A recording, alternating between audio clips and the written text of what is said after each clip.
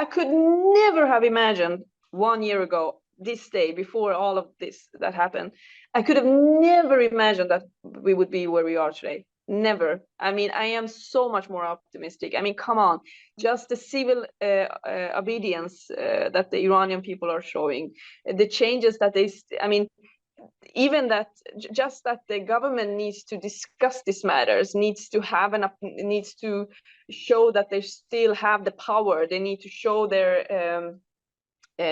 the strength, shows that they are actually much more weak than we realize. Every time you need to show your strengthness, then you are weak, because that is building up a shield. All right. Well, my first guest today is an Iranian-born Swedish politician and a member of the Swedish parliament. Azadeh Rojhan has been a strong advocate for Iran-related issues, particularly since the bloody uprising of November in 2019.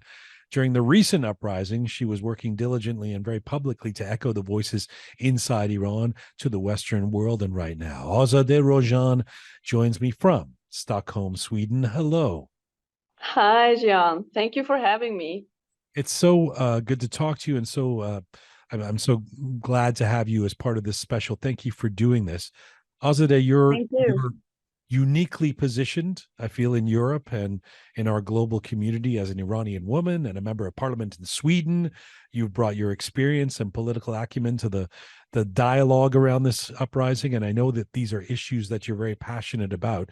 What are you feeling 1 year later, and what lessons do you think we have learned as a global Iranian community in the year after the killing of Mahsa Amini?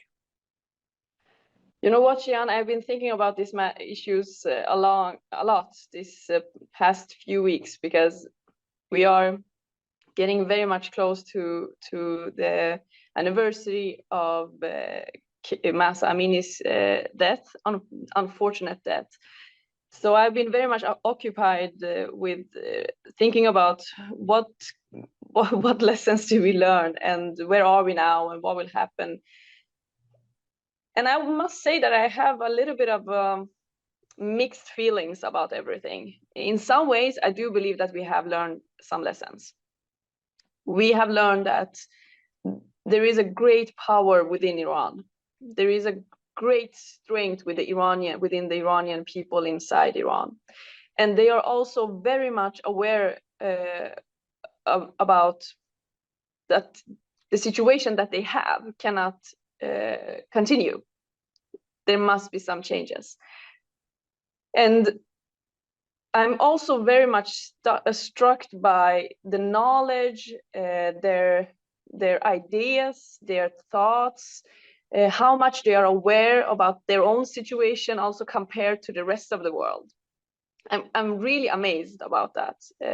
And I think that they can accomplish a lot.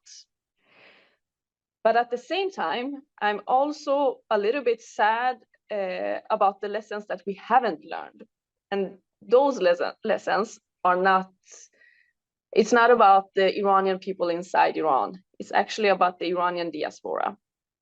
We have all the tools, we have all the opportunities to actually come together.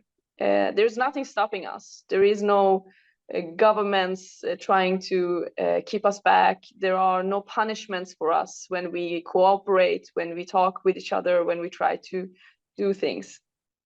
But even though we are not, we haven't been able to do that. And unfortunately, in some ways, we have also been maybe also working, not that we are doing that consciously, but in some ways, some of the things that have happened has made the struggle even more difficult. And like what? Well, I mean, if you want to be the voice of a people who are struggling, if you see that you have all these opportunities to be the voice, to show good examples, to act in a better way, because you have the opportunities to do that, you have nothing stopping you, and you can't take those advantages that is put in front of you. then you are making bad examples. Then you are saying that we don't know how to cooperate. We don't know how to do things together. And that is sending very mixed and mixed signals that is not in favor of what is actually going on and all these opportunities that we actually have. So that's, yeah. Sorry. I want to address your mixed feelings, and by saying perhaps a disclaimer that it's not like everything's over. I mean, we're sort of in the middle here of an uprising that is in many ways continuing, that never stopped, that never even started, was part of a continuum. And so one doesn't want to do a post-game analysis of something that's still in play, but it feels like this moment, this 1-year anniversary of not just the killing of Mahsa, but of the beginning of the uprising, is an inflection point that is also a reflection point. Let's look back and see. Exactly. So with the mixed feelings, I mean, there was a moment, or a number of moments, I would say, in the fall of 2022, perhaps up until the beginning of this year, where there was a real momentum and there was a real sense of collective action and unity, and here we go, and positivity and expectation, perhaps naivete in terms of the expectations of how quickly things were going to happen. That did change. I mean, we have to be realistic, whether we think things are going great in the right direction or not. The energy changed. I'm wondering if you believe that changed because what was going on inside Iran changed. Exactly. Or do you think that somehow there's a dysfunction in the diaspora that led exactly? Which because one? But that is exactly what happened, because the things that you mentioned that we felt during the fall until the New Year, something like that, it was us getting strength from the people inside Iran, their wish for change, their struggle, and how they were committed to this. It was when it changed, and somehow the diaspora felt like we can be the change in some ways. That is when this shift happened, where all of a sudden it was the diaspora, the Iranian diaspora, who was began to believe its own hype.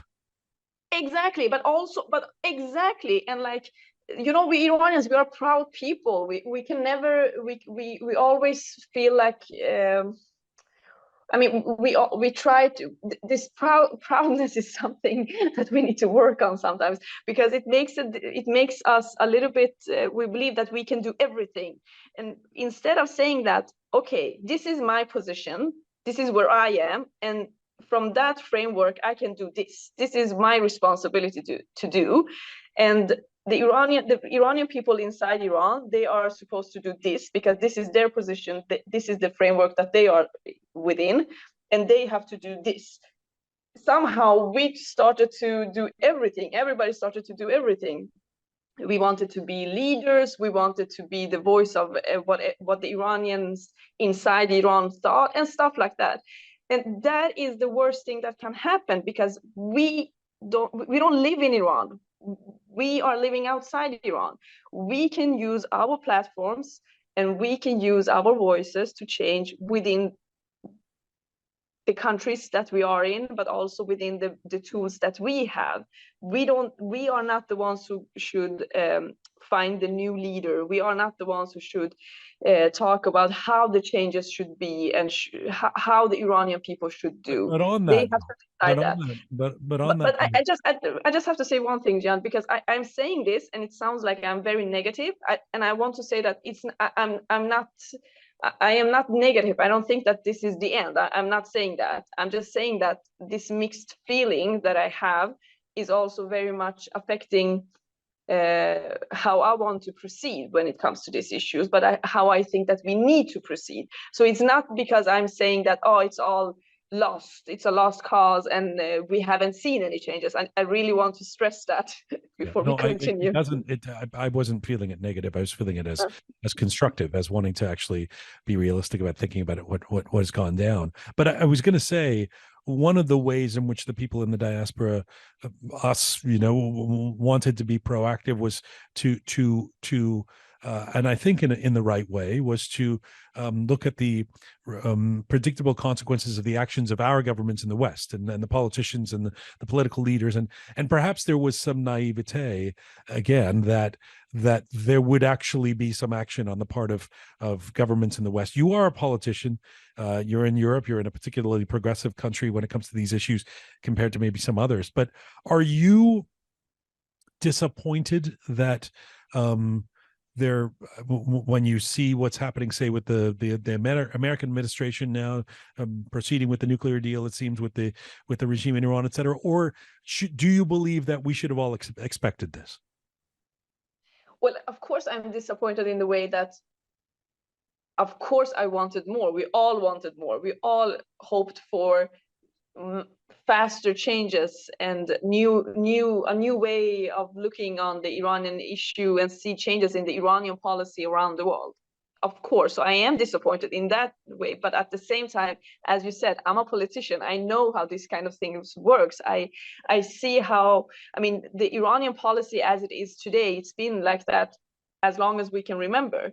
It takes time to change that. And something that we also have to keep in mind is that there is the things that are going on in Europe, in US, the internal affairs in most of these countries, in the EU countries, Europe countries, in US, it's historical. I mean, it's a political situation that none of these countries have experienced before, and it's actually the most serious political situation for most of these countries since the Second World War and since the Cold War also in many ways. And we also have the war in Ukraine going on.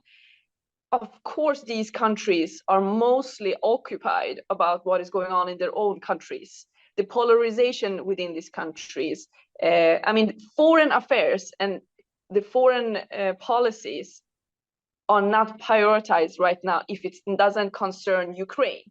And we can be sad about that. But the delta between what they say in terms of bringing about human rights and democracy in the world, the rights of women, all this, and what they actually do, that's the part that's infuriating. But it's not, you can be realistic about that.